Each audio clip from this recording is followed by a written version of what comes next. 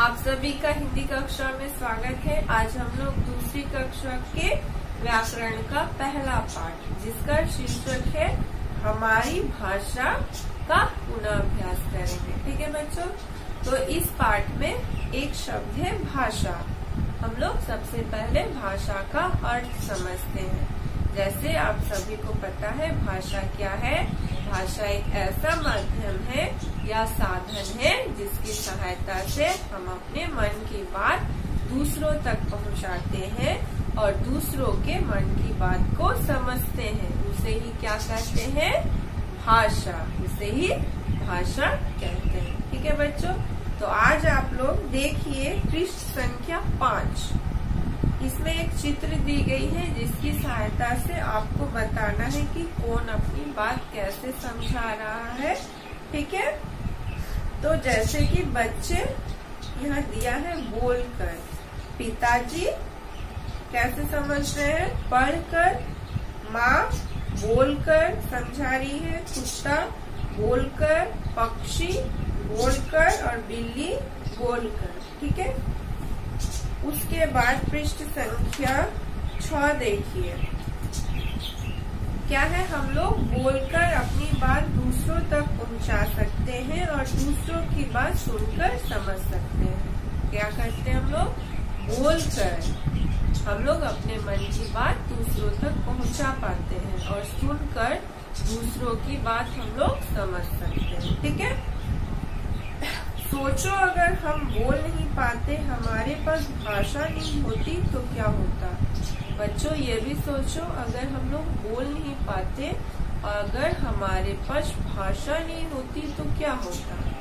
क्या होता? जैसे यह उदाहरण दी गई है, बच्चा मेढक की टर्टल को समझने की कोशिश कर रहा है लेकिन समझ नहीं पा रहा है। और दूसरे चित्र में है, बच्चे एक दूसरे से कुछ कहना चाह रहे हैं लेकिन कह नहीं पा रहे हैं। ठीक है, तो इसका माध्यम ही भाषा है। अगर भाषा होती तो बच्चा मेढक की टर्टल को समझ पाता और दूसरे चित्र में दो बच्चे जो हैं वो एक दूसरे से बात कर पाते, लेकिन यहाँ भाषा नहीं है।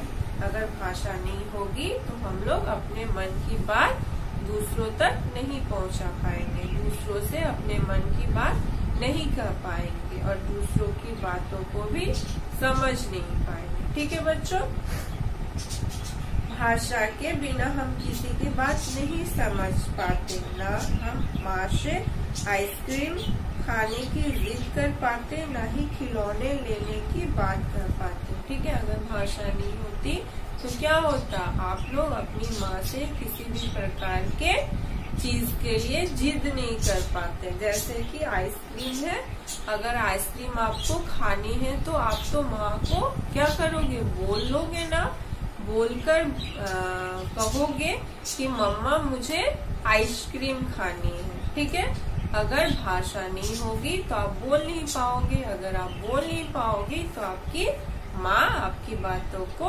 नहीं समझ पाएगी। ठीक है, तो भाषा ही ऐसा एक माध्यम है जिसके कारण आप अपने मन की बात दूसरों को कह सकते हैं, है ना? इस प्रकार हम भाषा की सहायता से अपने मन की बात एक दूसरे तक पहुंचाते हैं। इस प्रकार फिर से वही बात, भाषा के माध्यम से हम अपने मन की बात एक दूसरे तक पहुंचाते हैं। ठीक है, अब आइए पृष्ठ संख्या 7 में भाषा के रूप। अब है भाषा के रूप। भाषा के कितने रूप है? जैसे आपको पता है भाषा के 2 रूप है, मौखिक रूप जिसे बोलकर कहते हैं और दूसरा है लिखित रूप। लिखित का अर्थ है लिखकर। मौखिक का क्या अर्थ है? बोलकर, और लिखित का अर्थ है लिखकर। ठीक है, अब आप नीचे दिए गए चित्रों को देखिए और अपनी अध्यापिका को बताइए कि उनमें क्या हो रहा है। यहाँ एक चित्र दी गई है जिसकी मदद से आपको बतानी है कि यहाँ क्या हो रहा है। एक बच्चा बोल रहा है तथा दूसरे बच्चे उसे सुनकर समझ रहे हैं। यहाँ पर एक चित्र है जिसमें एक बच्चा बोल रहा है और दूसरे बच्चे उसे सुनकर समझ रहे हैं। ठीक है, यह मौखिक भाषा है, यह भाषा ही मौखिक भाषा है। ठीक है, मौखिक यानी मुख से निकला हुआ, मौखिक यानी क्या होगा, मुख से निकला हुआ, मुंह से निकला हुआ भाषा ही मौखिक भाषा है। ठीक है, जिसका उदाहरण है बोलकर। जब हम बोलकर अपनी बात दूसरों तक पहुंचाते हैं तथा दूसरा उसे सुनकर समझता है, यह भाषा का मौखिक रूप है। ठीक है, इस चित्र के माध्यम से ही भाषा के मौखिक रूप को बताया गया है। ठीक है बच्चों, हम बोलकर अपनी बात दूसरों तक पहुंचाते हैं, यह भाषा का कौन सा रूप है, मौखिक रूप, यह भाषा का मौखिक रूप है। ठीक है, उसके बाद देखिए उसके नीचे एक और चित्र दी गई है, अध्यापिका लिख रही है और बच्चे उसे पढ़कर समझ रहे हैं, यह लिखित भाषा है। लिखित यानी लिखा हुआ, तो लिखित भाषा क्या होगी, लिखित भाषा यानी कि जब हम लोग लिखकर अपने मन की बात दूसरों तक पहुंचाते हैं और दूसरा उसे पढ़कर समझता है, वो भाषा का लिखित रूप है। ठीक है, अब आइए पृष्ठ संख्या 8। हम लिखकर अपनी बात दूसरों तक पहुंचाते हैं, यह भाषा का लिखित रूप है। ठीक है,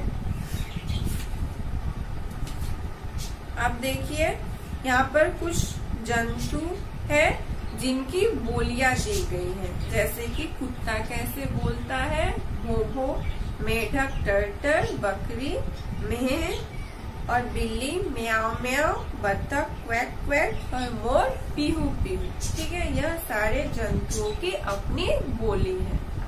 इसकी सहायता से यह अपने ही प्रजाति के जंतुओं से बातें कर सकते हैं। ठीक है, इसी प्रकार है कोयल कूकती है, हाथी चिंघाड़ता है, चिड़िया ची ची करती है, कबूतर गुटुरगु करता है, शेर दहाड़ता है और गाय रंभाती है ना बच्चों।